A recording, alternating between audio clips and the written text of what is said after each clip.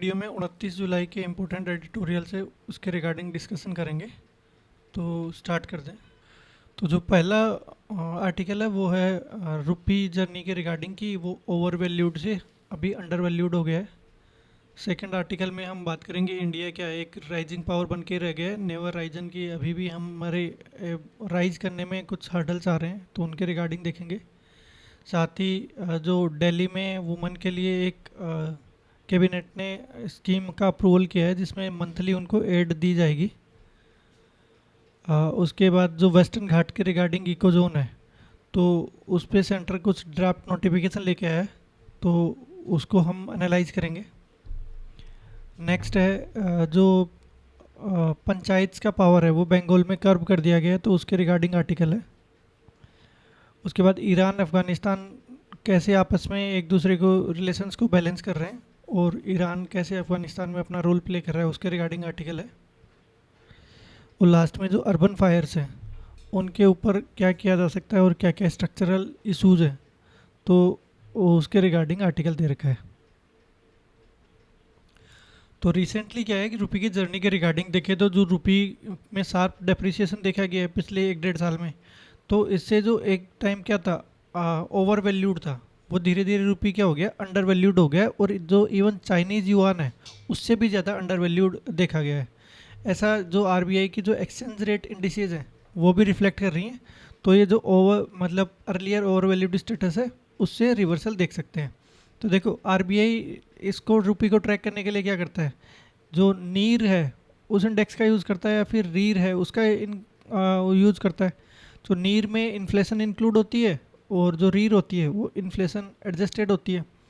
दोनों में क्या किया जाता है, 40 जो करेंसी ट्रेड वेटेज बास्केट है उसका यूज़ किया जाता है कि ऐसी 40 कंट्रीज़ की करेंसीज को देखा जाता है जिनके साथ इंडिया ज़्यादातर जो ट्रेड है वो कर रही है, और इसमें जो बेस ईयर है वो 2015-16 है, तो उसको इक्वल टू 100 रखा जाता है। और उसके कंपेरेटिवली हम देखेंगे कि रुपी की नीर की वैल्यू बढ़ रही है, कम हो रही है।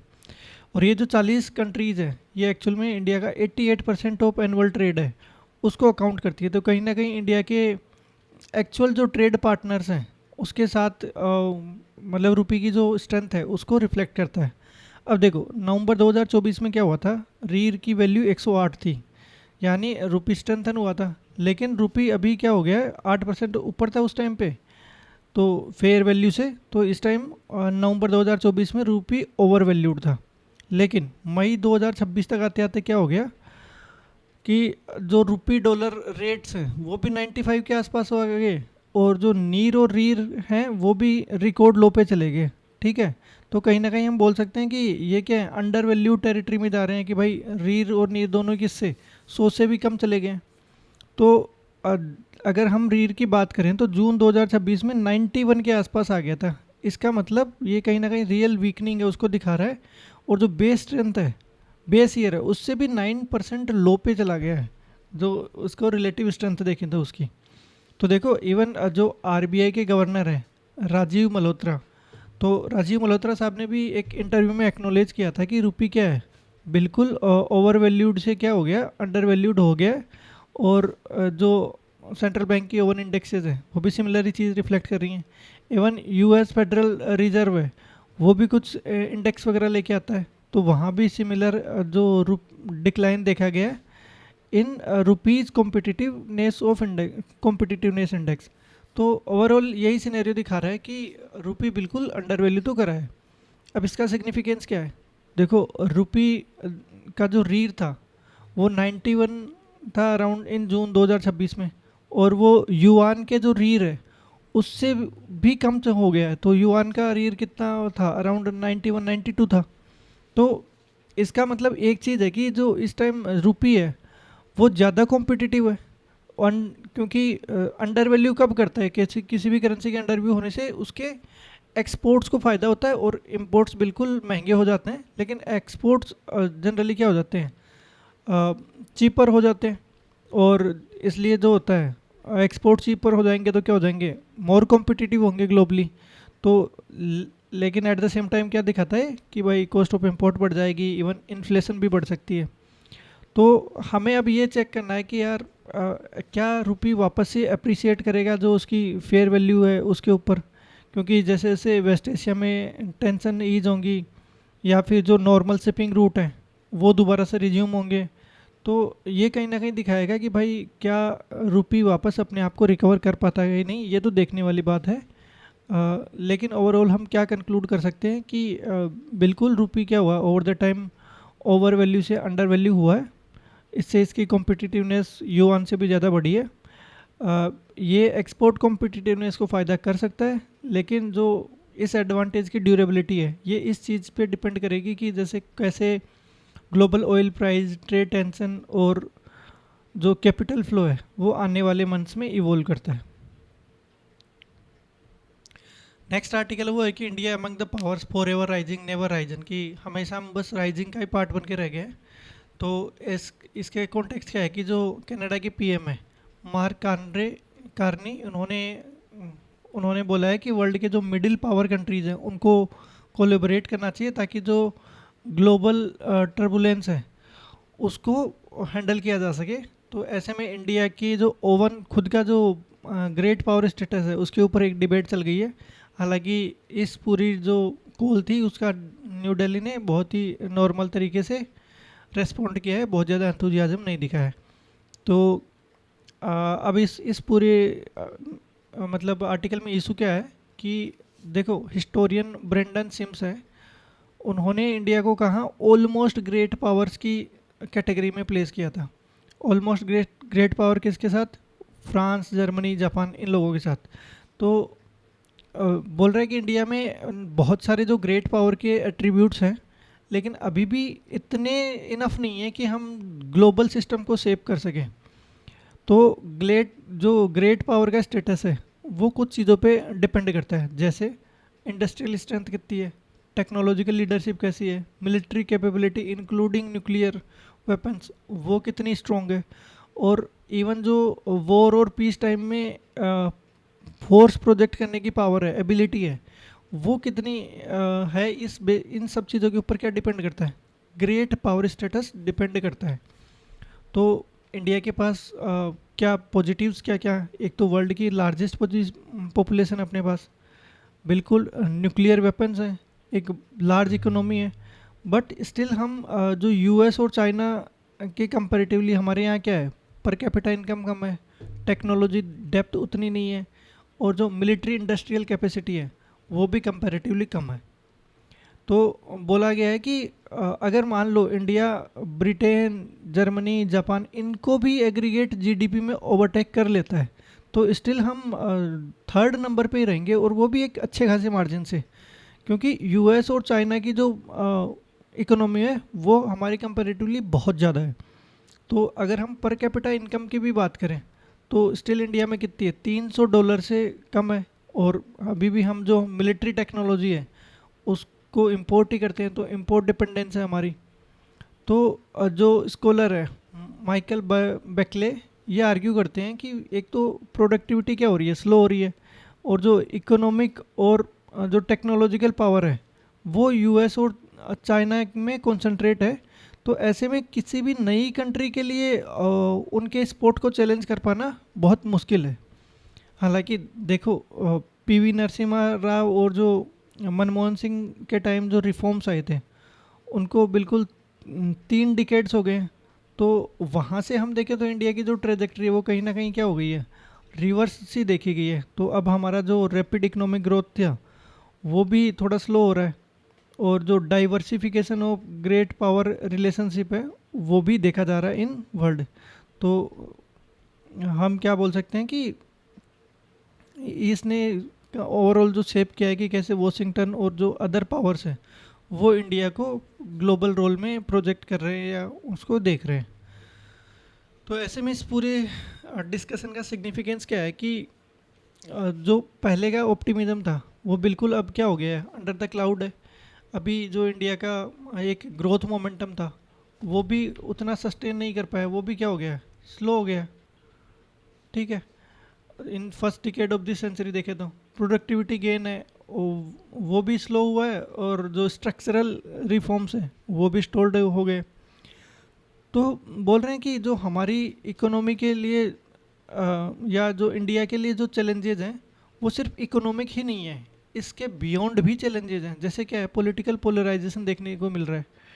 ऐसे ही जो सोशल फोर्सेज हैं, फ्यूडल और प्री मॉडर्न सोशल फोर्स, उनका भी राइज देखने को मिल रहा है। डेमोक्रेटिक इंस्टीट्यूशन में क्या दिख रहा है, स्ट्रेन दिख रहा है। तो ये सब इंडिया की जो एक रैपिडली चेंजिंग वर्ल्ड में नेविगेट करने की एबिलिटी थी, उसको थ्रेटन कर रहे हैं। तो लेकिन ओवरऑल हम देखें कि हमारे पास स्ट्रेंथ क्या है। एक तो डेमोग्राफिक और जो ह्यूमन कैपिटल एडवांटेज है वो स्टिल उसको हम मोबिलाइज कर सकते हैं। और जो इंडिया की जो इकोनॉमिक, टेक्नोलॉजिकल और सोशल मॉडर्नाइजेशन की प्रोसेस है, उसको स्ट्रेंथन किया जा सकता है। तो इन कंक्लूजन हम बोल सकते हैं कि जो इंडिया का ग्रेट पावर स्टेटस है वो केवल एक्सटर्नल और जियोपॉलिटिकल प्रोजेक्ट नहीं है। वो इस बात पे भी डिपेंड करेगा कि हम डोमेस्टिक एजेंडाज है उसको कैसे हैंडल करते हैं।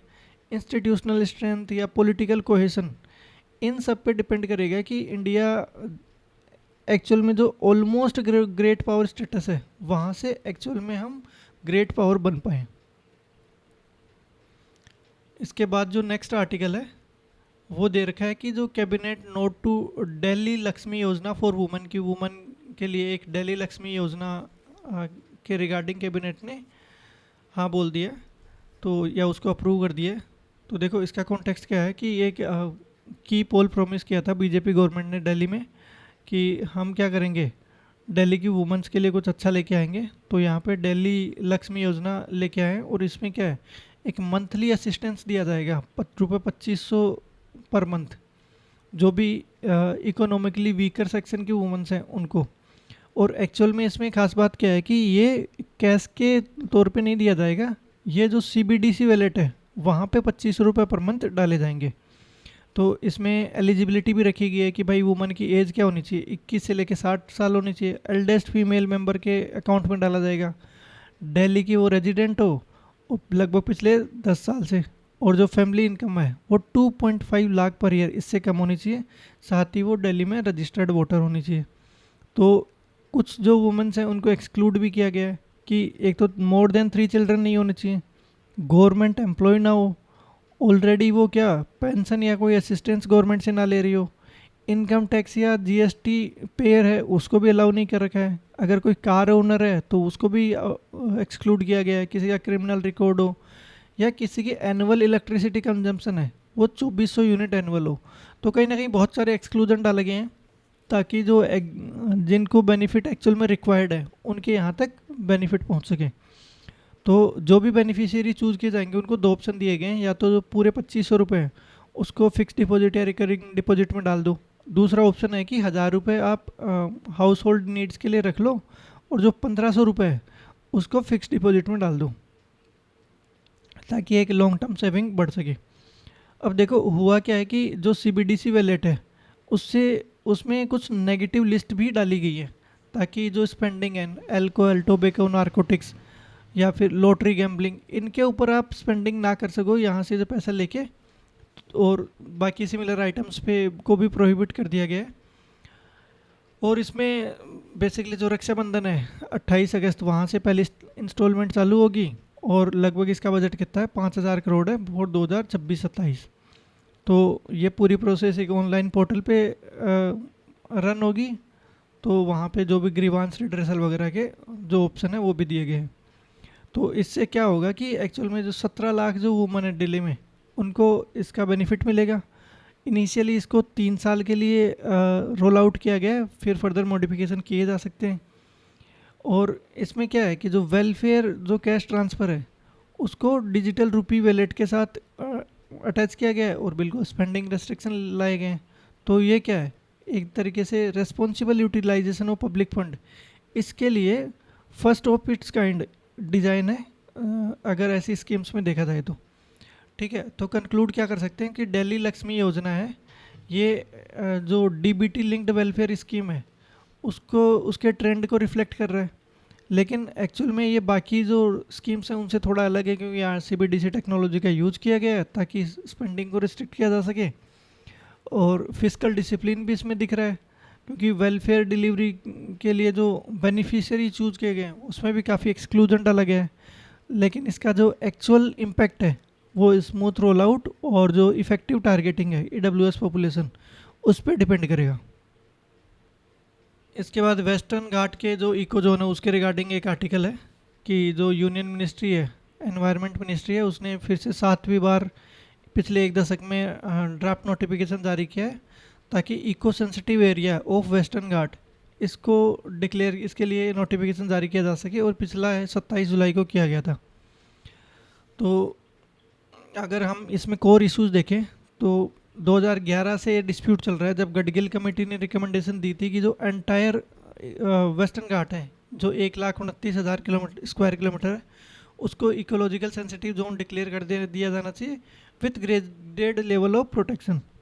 उसके बाद कस्तूरी रंजन कमेटी आई, उन्होंने बोला कि नहीं नहीं, इसको हमें सिर्फ 37% जो वेस्टर्न घाट का एरिया है उसी को ईएसए या इकोनॉमिक सेंसिटिव एरिया डिक्लेयर किया जाना चाहिए, जो होगा कितना 59,940 स्क्वायर किलोमीटर।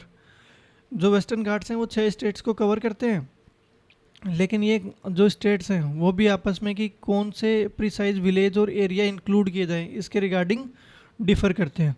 तो इसमें कहीं ना कहीं जो और जो जैसे एग्रीकल्चर हो गया, प्लांटेशन हो गया, इंफ्रा हो गया, इसके रिगार्डिंग भी स्टेट्स क्या करते हैं, कंसर्न जारी करते हैं। तो इसमें क्या हुआ था कि जो पिछला लेटेस्ट नोटिफिकेशन आया था 27 जुलाई को, उसमें E S A 56,825 square kilometre across 6 state इतना प्रपोज किया गया था, जिसमें हाईएस्ट कर्नाटका में है, उसके बाद क्या है महाराष्ट्र में है। तो एक बार क्या हो रहा है कि भाई अगर जैसे ये फाइनलाइज्ड हो जाएगा नोटिफिकेशन, उसके बाद क्या होगा कि माइनिंग, क्वेरिंग, सैंड माइनिंग और नया कोई थर्मल पावर प्लांट है, ये सब एक्टिविटीज़ प्रोहिबिट की जाएगी। इवन लार्ज कंस्ट्रक्शन प्रोजेक्ट हो गया वो भी ईएसए के अंडर अलाउ नहीं किया जाएगा, और जो हाइडल पावर जनरेशन जो एक्टिविटीज़ हैं उनको भी रेगुलेट किया जा सकेगा। ठीक है, तो एक्सपर्ट कमेटी 2022 में कॉन्स्टिट्यूट की गई थी ताकि जो स्टेट के ऑब्जेक्शन है और विलेज नेम्स वगैरह उनको एड्रेस किया जा सके, और जो इसका ड्राफ्ट है वो लगभग 60 दिन के लिए पब्लिक ऑब्जेक्शन के लिए ओपन रहेगा। तो इस पूरे नोटिफिकेशन का सिग्निफिकेंस क्या है कि अगर हम प्रीवियस जो नोटिफिकेशन देखें जो जुलाई 2024 में आया था, तो उससे कोई बहुत सब्सटेंशियल चेंजेस तो नहीं हुए हैं स्टेट वाइज एक्सटेंट में या फिर रेगुलेटरी प्रोविज़न या फिर लिस्ट ऑफ विलेजेस में। ठीक है, लेकिन जो केरला है उसने जो प्रपोज्ड ईएसए है उसको कम कर दिया है, पहले 13,000 स्क्वायर किलोमीटर था, अब उसको 9,000 कर दिया है। तो वो भी कहीं ना कहीं दिखा रहा है कि एक मतलब क्या इसमें एक कंटिन्यूड नेगोशिएशन दिख रहा है जिसमें कंजर्वेशन गोल और स्टेट लेवल कंसर्न्स हैं उनको अकोमोडेट किया जा रहा है। तो कंक्लूड क्या कर सकते हैं कि भाई रिपीटेड री इशुएंस ऑफ ड्राफ्ट देखे जा रहे हैं, उससे जो कोर डिफरेंसेज हैं स्टेट्स के साथ उनको रिजोल्व करने की कोशिश है। लेकिन एट द सेम टाइम ये जो सेंटर की इनएबिलिटी है कि भाई 15 साल हो गए गडगिल कमेटी को, अभी भी कोई अभी भी कोई फाइनलाइज नहीं किया जा सका है कि क्या ईएस जो इकोनॉमिक सेंसिटिव एरिया है वो कितना होना चाहिए। तो एक जो डीप टेंशन है इकोलॉजिकल कंजर्वेशन और स्टेट डेवलपमेंट प्रोजेक्ट्स के रिगार्डिंग, तो वो इसमें रिफ्लेक्ट हो रही है। इसके बाद जो नेक्स्ट आर्टिकल है वो है कि curb on panchayat power in Bengal, की बंगाल में पंचायत पावर के ऊपर कर्ब किया जा रहा है कि वहाँ जो पंचायत हैं उनकी पावर को कम किया जा रहा है। तो जुलाई 2026 में क्या हुआ कि वेस्ट बंगाल में बीजेपी गवर्नमेंट है, उसने जो भी इलेक्टेड पंचायत हेड्स हैं उनके जो एडमिनिस्ट्रेटिव और जो फाइनेंशियल पावर है उनको थोड़ा कम कर दिया है। तो जैसे रोल ऑफ बर्थ और डेथ्स रजिस्ट्रार्स हैं वो ट्रांसफ़र कर दिया है। ऐसे ही चेक साइनिंग और फंड डिस्बर्समेंट राइट्स हैं वो भी किसको दे दिए, ब्यूरोक्रेटिक ऑफिशियल्स को दे दिए। एक स्टेट नोटिफिकेशन लेके आए और पंचायत बिल दोनों में चेंज किया है। तो बोल रहे हैं कि जो role of registrar for birth and death certificate है वो ग्राम पंचायत और म्यूनसिपल चेयरमैन के पास पहले होता था, तो वहाँ से अब इसको क्या जो डेडिकेटेड गवर्नमेंट ऑफिसर्स हैं उनको ट्रांसफ़र कर दिया गया है। वैसे ही वेस्ट बंगाल पंचायत बिल लाया गया, उसमें कुछ अमेंड करके क्या किया गया है, जो चेक साइनिंग और फाइनेंशियल डिसबर्समेंट राइट है वो भी इलेक्टेड ग्राम प्रधान और से किसको दे दिए गए, पंचायत सेक्रेटरी को दे दिए गए। ठीक है। तो ये क्या दिख रहा है एक तरीके से, अब इसमें गवर्नमेंट ने क्या बोला है कि भाई ये क्यों किया गया है, तो गवर्नमेंट की रीजनिंग ये है कि भाई बर्थ सर्टिफिकेट इशुएंस में इरेगुलरिटी देखी जा रही थी ड्यूरिंग एसआईआर जो प्रोसेस हुई उसमें, और जो प्रधान थे वो कट मनी की एक डिमांड करते थे कि भाई एक फिक्स पैसा दो तभी हम बनाएंगे, तो इसलिए ये पावर ट्रांसफ़र करनी पड़ी।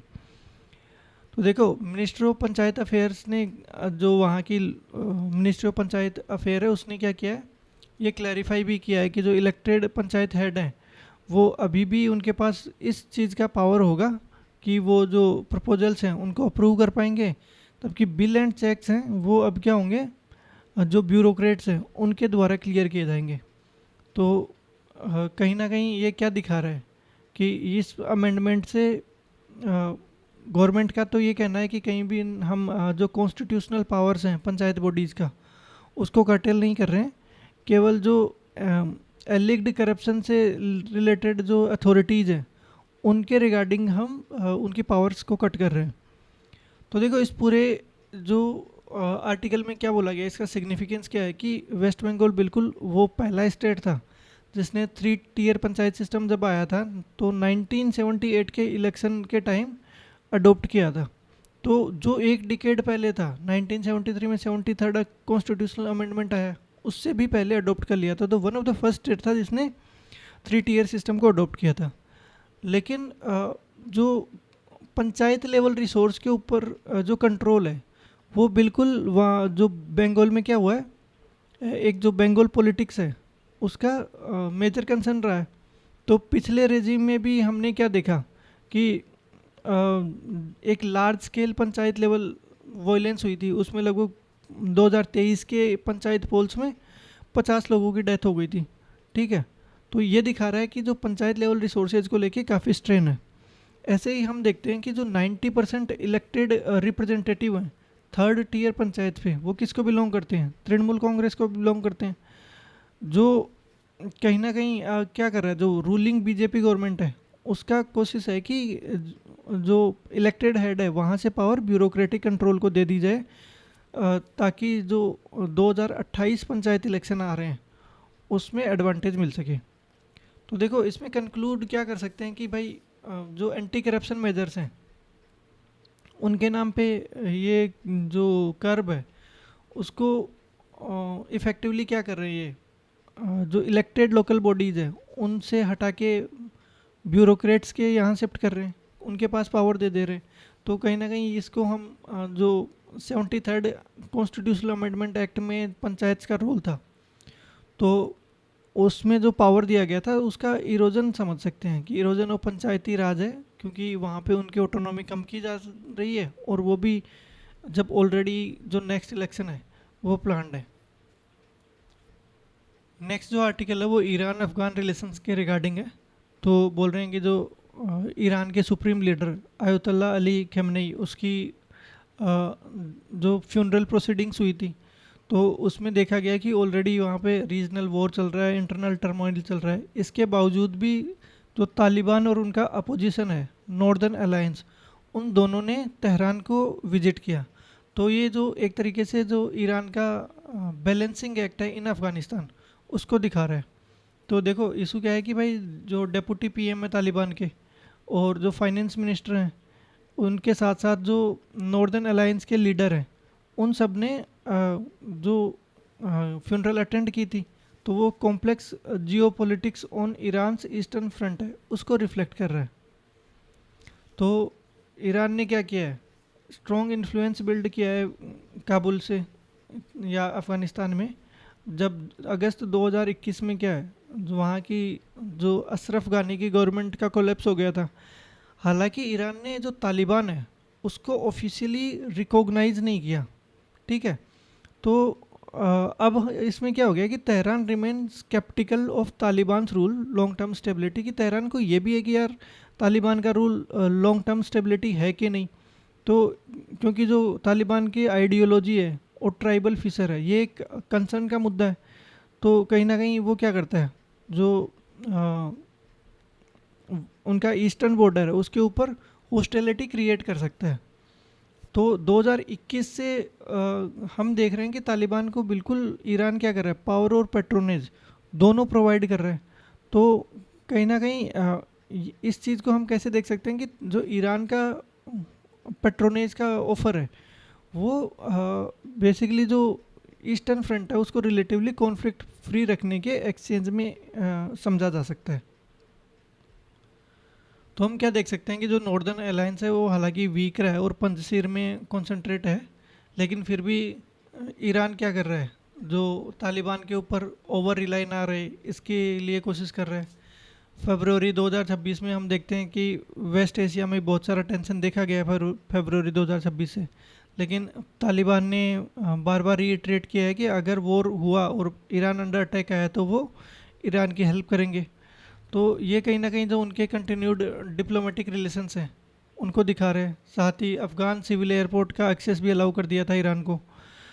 हालांकि जो पाकिस्तान की पोजीशनिंग है वो क्या है कि जो ईरान और यूएस है उसके बीच में मीडिएटर जैसी है, और देखा जाए तो ईरान के साथ जो पाकिस्तान के इंटरेस्ट हैं वो भी डाइवर्ज हैं।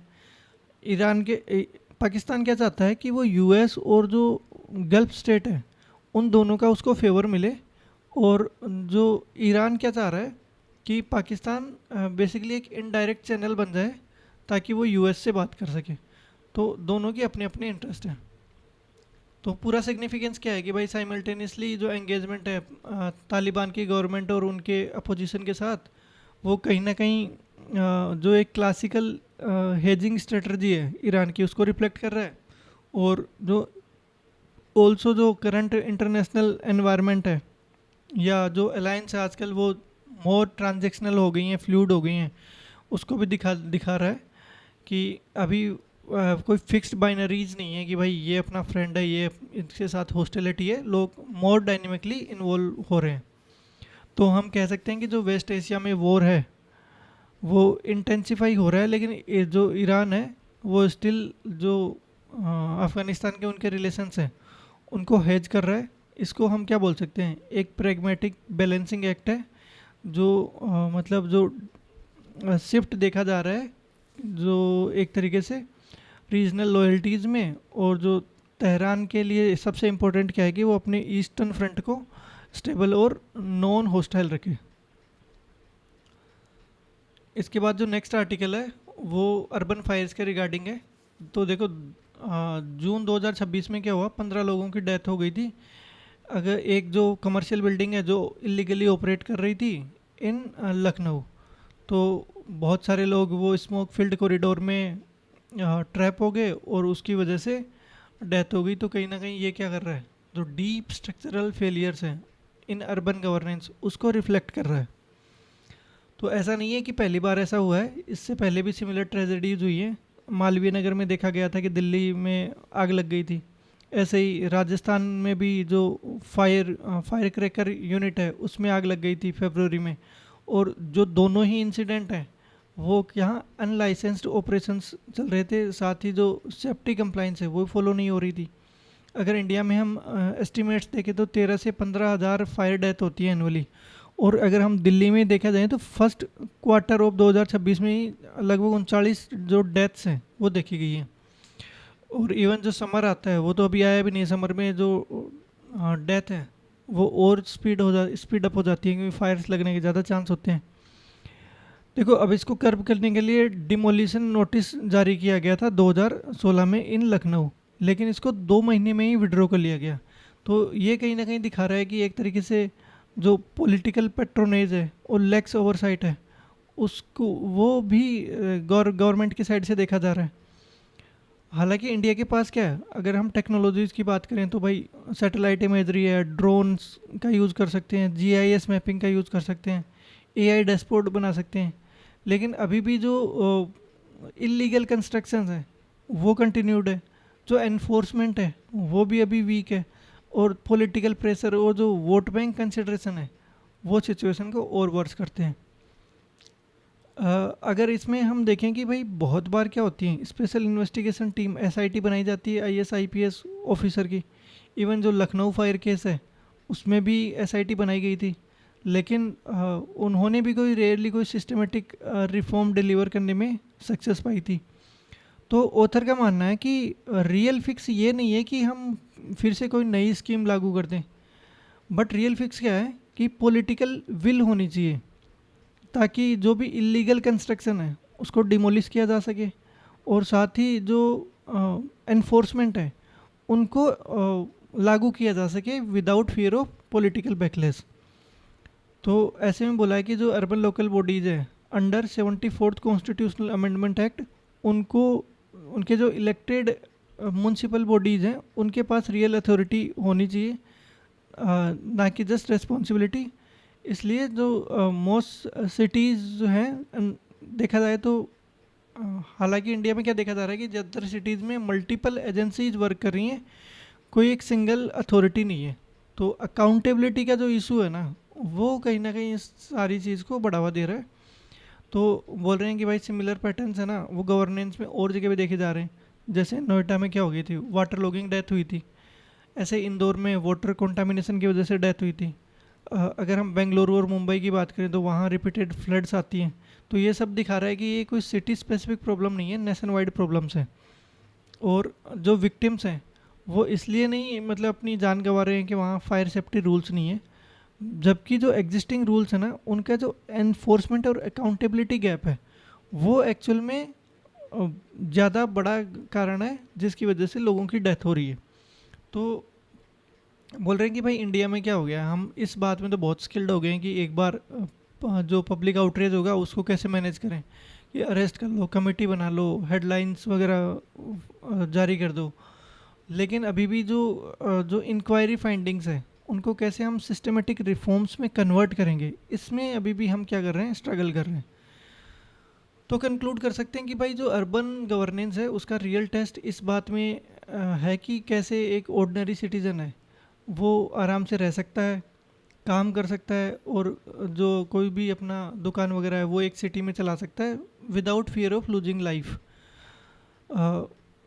और वो भी एक ऐसे वॉयलेशन के बारे में, और जो वॉयलेशंस हैं वो सबको पता होते हैं लेकिन काम उसके ऊपर कोई नहीं कर रहा होता है। तो अगर हम देखें कि भाई अनलेस हम क्या करेंगे, पॉलिटिकल विल ना दिखाएंगे और जो अर्बन लोकल बॉडीज़ हैं वो अकाउंटेबिलिटी नहीं लेंगी, तब तक जो ऐसी ट्रेजेडीज़ हैं वो फिर से होती रहेंगी, डिस्पाइट हमारे पास कितने रूल बना लें या कितनी अच्छी हम टेक्नोलॉजी लेके आते हैं। So thank you for the discussion. आज यहीं ख़त्म करते हैं।